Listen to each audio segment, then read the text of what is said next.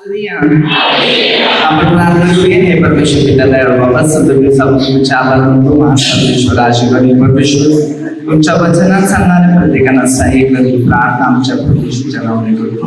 Hallelujah hallelujah. तर आपण निर्गम मध्ये 6 ते 1 पासून वचन घेऊया. निर्गम 6 ते 1 पासून.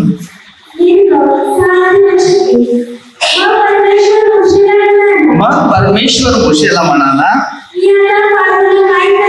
मी आता फारोला काय करतो थांबस. हालेलुया.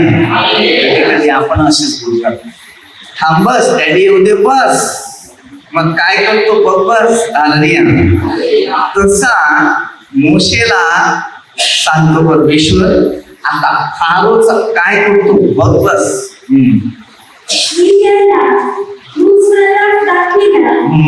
म्हणजे तो त्याला जाऊ दे.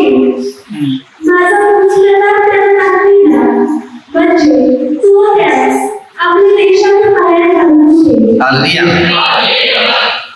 जर परमेश्वर आपल्या बरोबर आहे तर आपल्याला कसल्या गोष्टीची चिंता आहे आणि कसल्या गोष्टीची भीती आहे. हालेलुया.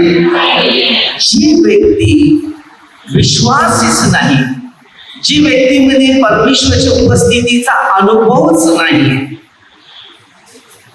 त्यांच्या भविष्यात कोणतेच प्रश्न सुटणार नाही. हालेलुया.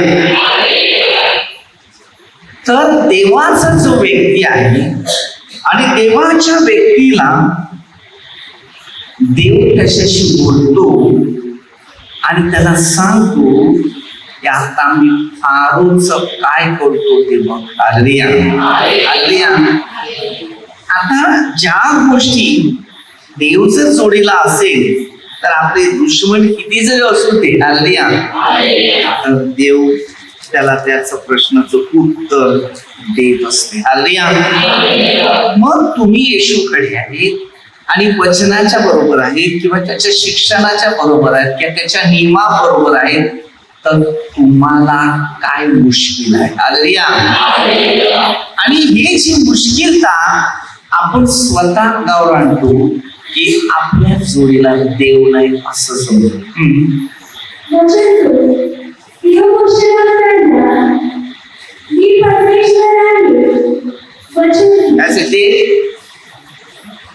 देव मोशेला म्हणाला, तू सांगते मी परमेश्वर आहे. काय परमेश्वर आहे का दगडाचा देव आहे? मग उत्तर देत नाही ते. मी काय बोलतो, दोन बोलतो ना, त्या दोन बंद करून बोलतो, सगळ्यांचे तोंड बंद झाले. हालेलुया. अरे जेव्हा तुम्ही, हालेलुया, मग स्तोत्र 63:11 वचन घे.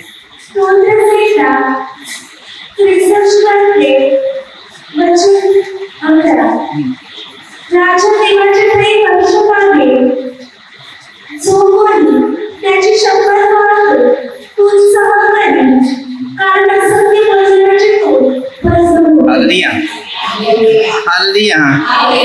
जो असत्य बोलतो त्याचं तोंड म्हणजे तुम्ही खरं बोलत नाही. हालेलुया. बरोबर आहे. वचन बरोबर आहे का? वचन बरोबर आहे का? मग तुमची तोंड बंद काय? कारण तुम्ही असत्य बोलतो. हालेलुया. म्हणून त्यांनी काय सांगितलं, राजा काय करेल?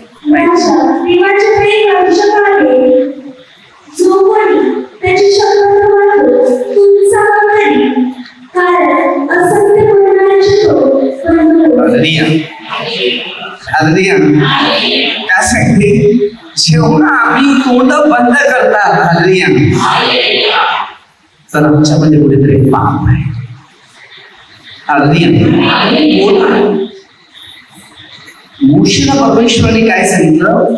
तेव्हा मोशे बोलला, तो कोबडा होता, तो परिपूर्ण नव्हता.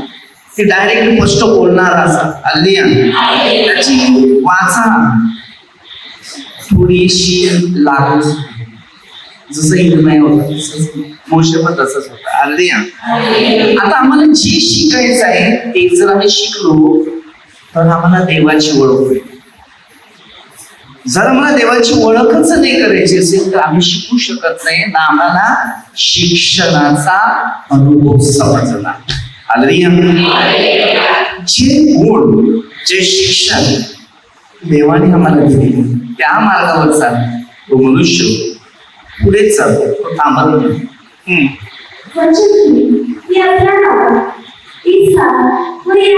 काय सांगते?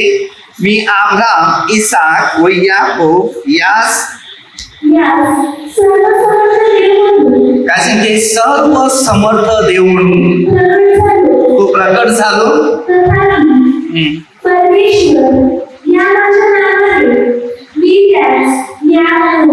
हालेलुया.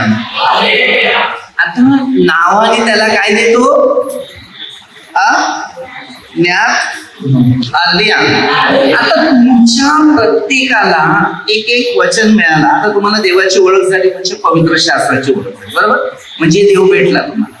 जरपर्यंत ज्या माणसाला पवित्र शास्त्राची ओळख होत नाही तत्पर्यंत त्यांना देव भेटला नाही. मुशीला दार नाही भेटले. पुढे बघा पाहिजे त्याच्या. आणि त्यांनी लोकांना द्यायला सुरुवात केली. हालेलुया. आज फारोच्या ठिकाणी 6 लाख लोक होते. उतरणं फार कठीण होतं, पण एक माणूस देवाचा एक पुढे गेला आणि फारोच्या ठिकाणी त्याला बाहेर काढायचं. हालेलुया. लाखो लोक गुलामगिरीत आहे आणि एक व्यक्ती त्याच्यातून बाहेर काढायला. हालेलुया. म्हणजे देव त्याच्या सोडीला. तुम्हाला जर पापातून आणि नाशातून जर बाहेर काढत असेल तर समजून घ्या तुमच्या जोडीला देव आहे. आणि जर तुम्ही पापात आहे, नाशात आहे, तर तुमच्या जोडीला देव नाही, तर तुम्ही भविष्य दुष्टात्म्यामध्ये बांधलेले. प्रत्येकाचे ते कनान देशामध्ये ते उभे होते.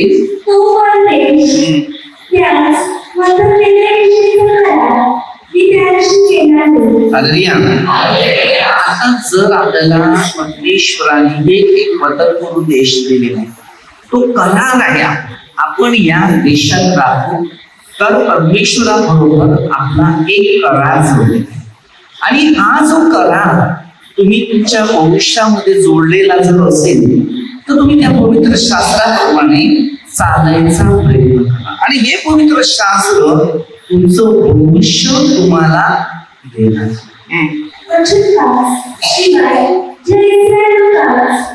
शिवाय काय सांगते? इस्रायल लोकास इस्रायलने दास करून ठेवलेले आहेत.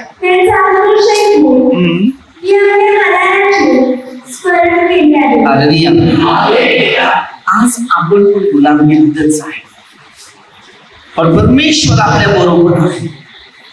जेव्हा मी परमेश्वरच्या वचनात आहे, वाणीत आहे, शिक्षणात आहे, नियमात आहे, तर देव जोडीला आपल्या बरोबर चालले. आपल्या जीवनामध्ये छोटीशी काही संकट असली तर आपण पटकन देवापासून बोलू, म्हणजे आपण आपल्या अंगावर संकट तयार करतो. हालेलुया. नाही, तुम्हाला लाखो लोकांतून निवड केलेली, तर तुमचं जीवन हे देवपित्या बरोबर असेल. त्या जगाच्या वातावरणामध्ये तुमचं जे जीवन असेल तर तुम्हाला नुकसानात पडावं लागेल, कारण ते नुकसान आपण अंगावर. आता हे बघा, मोशे आपला हिंमत घेऊन फारोच्या ठिकाणी चाललाय. ताकद, हिंमत हे देव माझ्या जोडीला आहे. हे एवढे लोक आहे, लाखो लोक आहेत तिकडे, बरोबर? त्यांची एकाची हिंमत नाहीये की फारोच्या समोर उभा राहून मी काहीतरी बोलावं. आपण पण तसेच आहे. आज आपल्यामध्ये ही हिंमत नाहीये की आम्ही प्रभूच्या नावाने एक धावणारे किंवा लोकांना जाग करणारे. लोकांनी तुम्हाला जाग नाही दिली, लोकांनी तुम्हाला जाग. सेम फारोची स्टोरी मध्ये आणि जर मोशे सारखे चालायला तर हे शास्त्र तुम्ही परमेश्वराचा राज्य दाखवणार. ते 5 हालेलुया. तुम्हाला राज्य दिले देवाने. तुम्ही आपल्याबरोबर प्रसंग आणतात, समस्या आणतात, संकट आणतात, दुःख आणतात. त्याला कारण हेच नाही की आम्ही देवाला खरं ओळखत नाही. आम्ही आमचं जीवन लोकांना जर ओळखत असेल तर देवाला कधीच ओळखू शकत नाही. आणि जर तुम्ही देवाला ओळखत असेल तर तुम्ही लोकांना ओळखू शकता. लोकांना फक्त ख्रिस्त देऊ शकता. वचन 6 पर इस्रायेलाचा मी परमेश्वर आहे. असे ते म्हणून मी इस्रायल लोकांचा त्यांना सांग मी परमेश्वर आहे असं म्हणतो. तो परमेश्वर आहे. इस्रायल लोक आहे, ख्रिस्ती लोक आहे, त्यांना सांगतात तो मी देव आहे. मग आपण देव आहे तो देव पुढे ठेवला. जीवनामध्ये एक प्रश्न आपल्या भविष्यात ठेवता आला पाहिजे की मी जर ख्रिस्ताबरोबर आहे तर ख्रिस्त माझ्या बरोबर आहे, आणि जर मी ख्रिस्ताबरोबर नाही तर दुःख माझ्या बरोबर आहे. वचन 6 मी तुम्हाला इस्रायलच्या ठिकाणातून काढले, त्यांच्या दासांच्या दासातून तुम्हाला मुक्त केले आणि भारी शासन देऊन तुमचं उद्धार केले. विचार करा, आपल्यामध्ये आलेली संकट आहे, दुःख आहे, आपत्ती आहे, निराशा आहे, त्याच्यातून तो आपल्याला बाहेर. जो देवाबरोबर असतो ना, प्रार्थनेने जीवन जगतो ना, तो मनुष्य कमजोर पडत नाही. लक्षात ठेवा, तो हळूहळू त्या प्रभूच्या राज्यामध्ये आल्यानंतर शरीरातले सर्व दुःख, आजार, समस्या, संकट निघून जातात. कारण आम्हाला देवाची ओळख नाही म्हणून आमच्या जीवनात आजार आहे, दुःख आहे, आपत्ती आहे, समस्या आहेत, संकट आहेत, निराशा. पण जीवन देव आमच्या जोडीला आहे, तर आमचं जीवन परिवर्तन केलेलं आहे. आणि जीवनामध्ये एक मजबूती ती प्रभू येशू ख्रिस्त याच नावाने उभारली. वचन 7 मी तुम्हाला सांगतो आणि मी तुमचं देव होईन. म्हणजे तुम्हाला इस्रायलच्या ठिकाणी काढणारा मी तुमचा देव परमेश्वर आहे, ते तुम्हाला कळेल. हालेलुया. मग आता तुम्हाला कळायला पाहिजे की त्या लोकांना जसं दिसत देशातून त्याला बाहेर काढलं आणि त्यांना सांगितलं की मी तुमचा देव, तसं आहे आज तुम्हाला. आपण पापात होते, गाणीत होते, नाशात होती, कोणती गोष्ट होती, अनेक परिस्थितीमध्ये होते, सर्व आज्ञा आपल्या मुकल्या गेलेल्या होत्या. परंतु आज या शास्त्राप्रमाणे या आज्ञा आमच्या जीवनात कुठेतरी नवीकरण देते. आणि तुम्ही आणि मी ह्या पवित्र शास्त्राद्वारे आपलं पूर्णपणे परिवर्तन आणि जिवंत निर्माण होत असते. हालेलुया. आताचा काळ कसा आहे माहिती, जो मनुष्य चांगला वागतो त्यांची निंदा होते, त्यांची नफरत होते, त्यांचा द्वेष होते. हा एक मोठा शैतान आहे. लक्षात ठेवा, तुम्हाला चांगल्या व्यक्तीची बदनामी, निंदा, नफरत, द्वेष करण्यासाठी व्यक्ती येते आणि तुमचा विश्वास जो आहे ना तो तोडलाच आहे बस. आणि तुम्ही तो विश्वासातून तुटले गेले तर आपण घरामध्ये तुटले गेले, नुकसानात तुटले गेले, समस्यात आले, आपत्तीत आले, सर्व बाजूचा प्रसंग आपल्या कुटुंबामध्ये प्रवास करतो आणि तो आपल्या नाशास कारणीभूत होतो. हालेलुया. मग पहिलं शिक्षण घ्या की देव आमच्याशी कशा प्रकारे मार्ग आणि शिक्षण देत आहे. आणि जर प्रभूच्या मार्गावर चाललेले आम्ही आहोत तर नक्कीच प्रभू आम्हाला त्याचं राज्य दाखवणार. प्रभूचं राज्य हा युगाचं नाही, प्रभूचं राज्य चांगल्या कामाचं आहे. मानवावर अत्याचार झालेला, अन्याय झालेला, नफरत झालेली, द्वेष झालेली, तेव्हा झालेली, अशा लोक अडचणीत पडत आजारात आहेत, पापात आहेत, दुष्टात्म्यामध्ये आहेत, निराशात आहेत. तर अशा प्रकारे लोकांना सोडवण्यासाठी प्रभू येशू आला. पहिला मोशे गेलेला होता, नंतर शेवटला प्रभू येशू आल्यानंतर त्याचे शिष्य आले. शिष्य आल्यानंतर तुम्हाला ना मला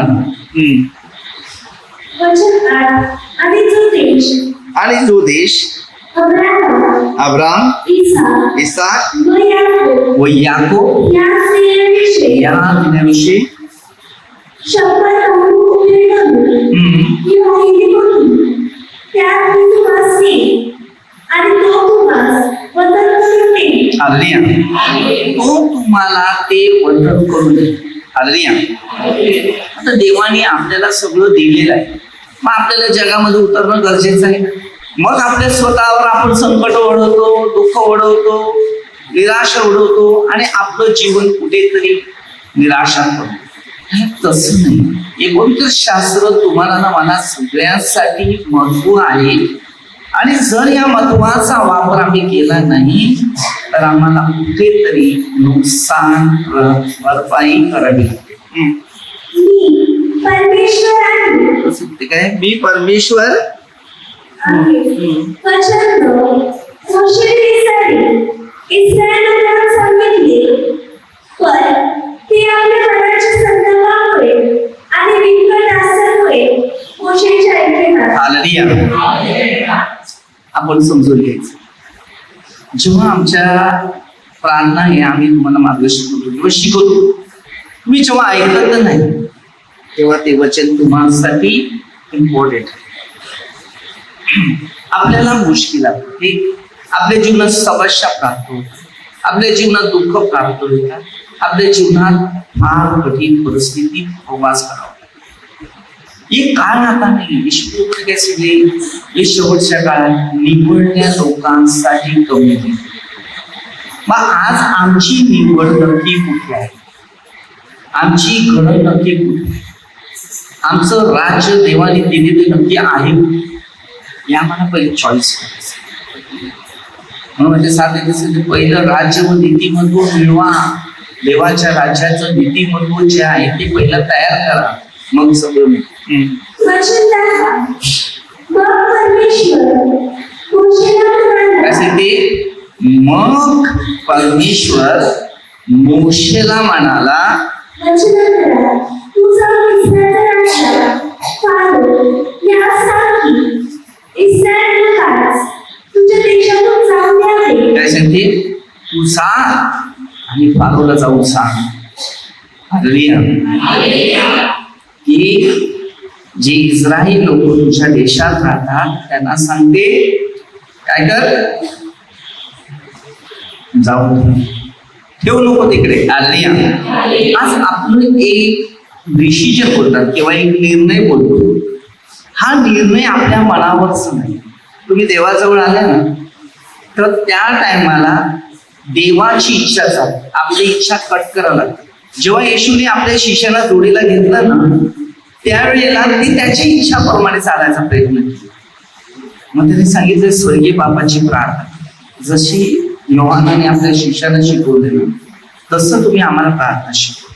मग त्यांनी शिकवलं की आमच्या स्वर्गीय बाबा तुझे नाव पवित्र जसे तसे तुमच्या इच्छेने हो, तुमच्या का परमेश्वराची इच्छा. आम्ही आमची इच्छा करतो तर कसं होणार मला सांगा. हालेलुया. समजलं, आपली इच्छा नाही. जेव्हा आम्ही देवाजवळ आले तो देवाची इच्छा. तुम्ही आता या प्रार्थना सभेमध्ये बसलेले तर आमची इच्छेने तुम्हाला चालवायचंय का तुमच्या इच्छेने चालवायचं. मी नसला तर तुम्ही इकडे बसतील काय वाटतं. मी इकडे प्रार्थनेला आलाच नाही ती वाट आज बदल नाही गेले का नाही. तुमचे निघून जातील का, थांबतील का जातील, थांबतील. मी नसला तर थांबतील. आवाजच नाही टकरा. हालेलुया. तर अशा काही उदाहरणं आहेत ती आम्हाला शिकायचं, हे शिक्षण.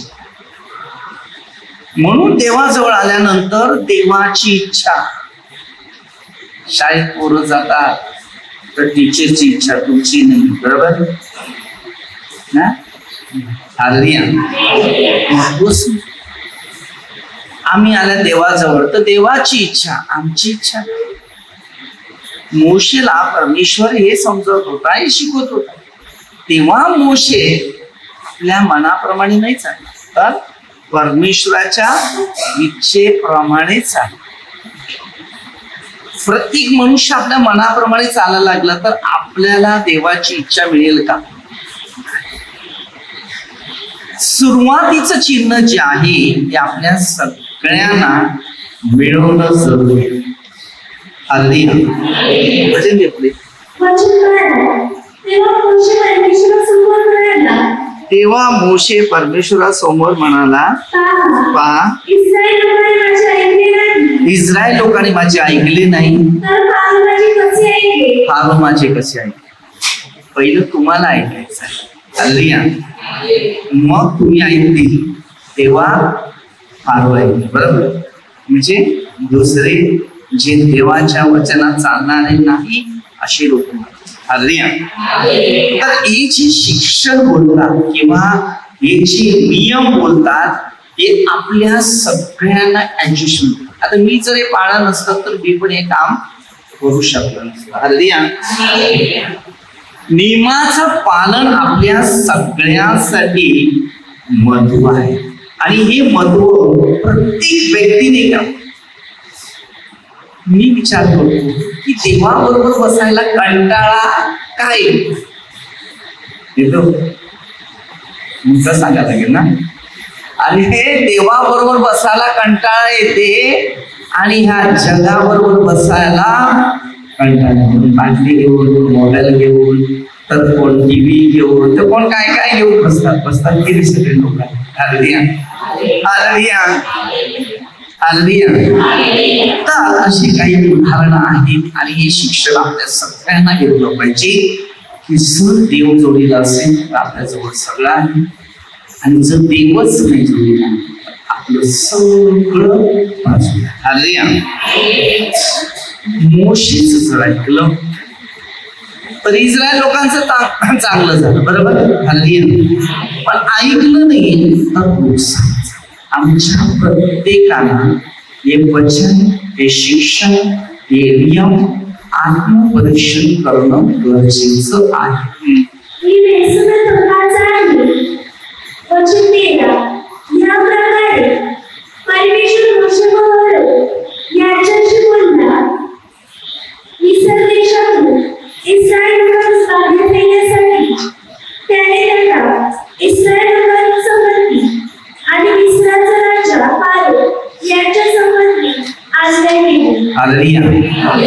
बघा, आपल्याला सगळ्यांना एक आज्ञा, जिंदगीमध्ये सगळं सोडा. मी सांगतो आता वेळ नाही, आता वेळ आहे येशूला पकडायची. हालेलुया. जिवंत देवाला जर आम्ही पकडलं तर आमच्या जिंदगीमध्ये सगळं. हालेलुया. हालेलुया. एक मला सांगा, हालेलुया. हालेलुया. या जगातली कोणती वस्तू तुम्हाला सुखी ठेवणार आहे? मला सांगा, जगात कोणती वस्तू सुख ठेवू, मला सुखी ठेवू शकतो? टीव्ही, मोबाईल, गाडी, बंगला, काहीच नाही. पैसा, दाढी, काय काय खुश करू शकते मला सांग? काहीच नाही. पण त्याच्याच पाहिजे. हे कसं आहे जिंदगीमध्ये तेव्हा सोडत तुम्हाला दुःख आले ना, दुःखच तुम्हाला आनंद करेल. अरे माणसं ते माणसं फुटतात, माहितीये? माणसं फुटतात. आताच्या काळामध्ये पावसाळ्यात दरवाजे फुटतात.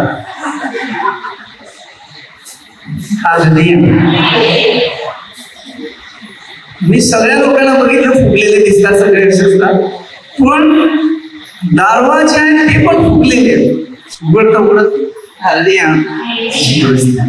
तर हा प्रश्न आहे. तर आम्हाला फुगायचं नाही, तर आम्हाला ख्रिस्तामध्ये वाढायचं आहे आणि आम्ही जी राग, नफरत, द्वेष, हेवा असतो तीही बाजूला व्हायचं. तर याच्यामध्येच एक जीवन आहे, तो स्वर्गीय.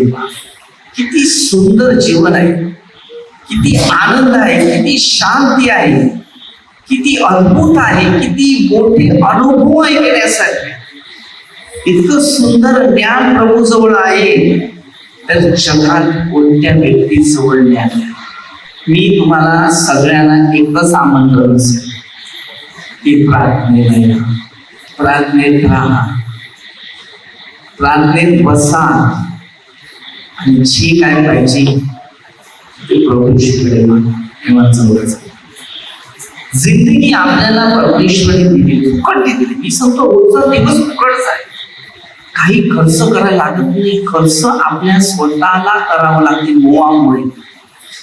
पण परमेश्वराने आपले सर्व खर्च द्या. अरे कोणत्या कुत्र्याला किंवा कोणत्या पक्ष्याला किंवा कोणत्या जनावराला पैसे खर्च करायला लागत. तो कधी दुकानावर गेलाय पैशाची नोट घेऊन? आहेत ना तुमच्याकडे कुत्रे?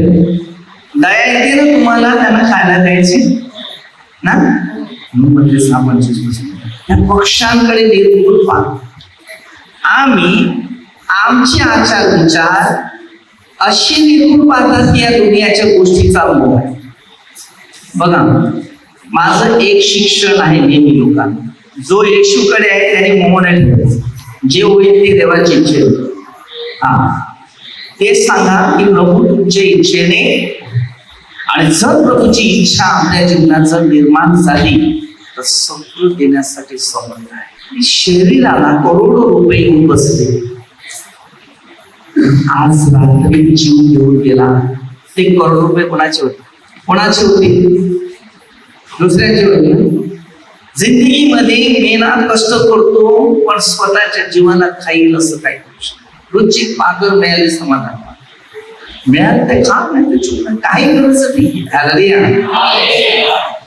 येशू गेला तर सगळं गेलं. आता विचार करा ना, फारोला मोशेला एवढी मोठी जबाबदारी दिली आणि फारोकडे जायचं. अरे गुलामगिरी 6 लाख लोक लागले, त्यांना बाहेर काढायचं आहे, लाखो लोकांना बाहेर काढायचं आहे. आणि एक माणूस त्याकडे जायचा आणि त्याला बोलायचं. आणि परमेश्वराने नियम ठेवले. आरोचं मन पडून करायला सांगितलं आणि मोशेचं मन नम्र करायला सांगितलं. हालेलुया. आता एकाच आत्म्याने दोघांची प्रगती केली की नाही? मग मोशे कशाला घाबरतो? हालेलुया. देवाने मला सांगितले, मला तेच करायचं आहे. हालेलुया. आरोला वाटतो माझ्या हातात सगळं आहे, माझा मीपणा, मी चुकणार नाही कोणास. हालेलुया. कधी पण मनुष्य चुका. नम्र माणसाला भविष्यात खूप मोठे फायदे होते. जिंदगीमध्ये नम्रपणा शिकायला पाहिजे. नम्र हे शब्द कामाचा, वचनाचा भाग घ्यायचा, शिक्षणाचा अनुभव घ्यायचा, नियमाचं पालन करा. नियम तुम्हाला त्याचा राज्य शिकतो. नियम सुरू झाले आदामापासून मोशेपर्यंत मरणाने राज्य, आणि नंतर आपलं जीवन परमेश्वरी दिलेल्या नियमानुसार भविष्य. आज लोक देवाबरोबर बसायला एक 5 मिनिट लोक कुठे आहेत मला सांगा, कशामध्ये होते? जर स्वर्ग भविष्यात आपल्यासाठी नसेल तर आपलं भविष्य आपल्यासाठी नसेल. तर छोटीशी प्रार्थना करूया. हे परमेश्वर तुझ्या वचनात सांगणाऱ्या प्रत्येकाला साहेब सर्व मित्र रामदेव सर्व आशीर्वाद करतो. आम्ही